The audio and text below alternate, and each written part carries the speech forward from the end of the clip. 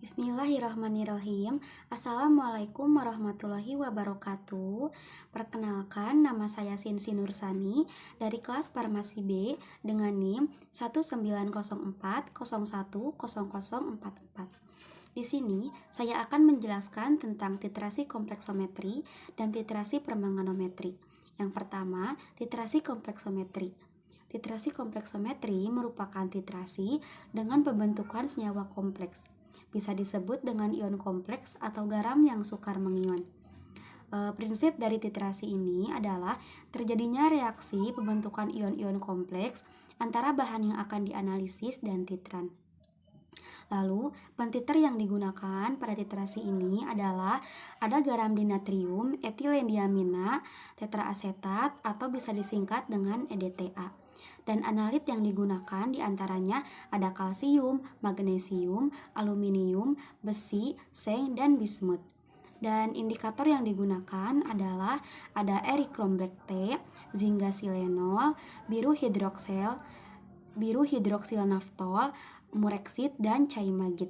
Dan metode yang digunakan pada titrasi ini adalah ada metode EDTA, diantaranya ada titrasi secara langsung, titrasi tidak langsung, titrasi substitusi, dan titrasi kembali.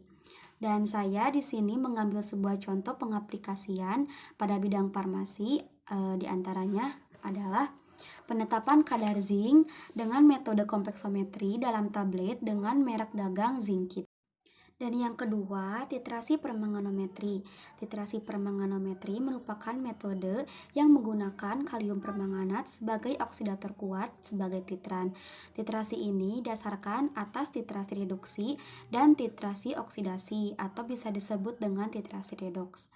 Prinsip dari titrasi ini adalah reaksi oksidasi reduksi pada suasana asam yang melibatkan elektron dengan jumlah tertentu dibutuhkan suasana asam H2SO4 dan KMnO4 tinggi.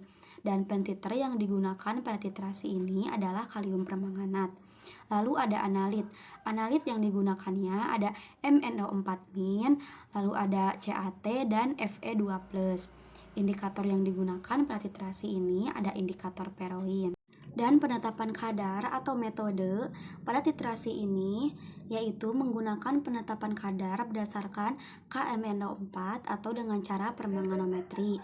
Dan di sini saya mengambil contoh pengaplikasian dalam bidang farmasi adalah penentuan kadar suatu senyawa berdasarkan reaksi redoks untuk pembuatan sediaan obat sangobion. Dan di sini saya akan menjelaskan tentang perbedaan titrasi kompleksometri dan titrasi permanganometri. Yang pertama, titrasi kompleksometri memerlukan indikator, sedangkan titrasi permanganat bisa tidak memerlukan indikator. Dan jenis titrasi pada titrasi kompleksometri, titrasi asam basa Lewis, sedangkan pada permanganat titrasi redoks. Kegunaan pada titrasi kompleksometri digunakan untuk pembentukan kandungan garam-garam logam, sedangkan pada titrasi permanganat untuk mengetahui peningkatan pH pada suatu zat kimia.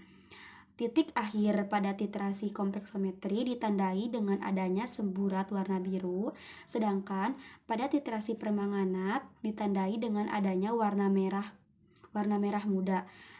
Karena warna ciri khas dari kalium permanganat itu sendiri. Sekian dari saya, mohon maaf bila banyak kekurangan. Assalamualaikum warahmatullahi wabarakatuh.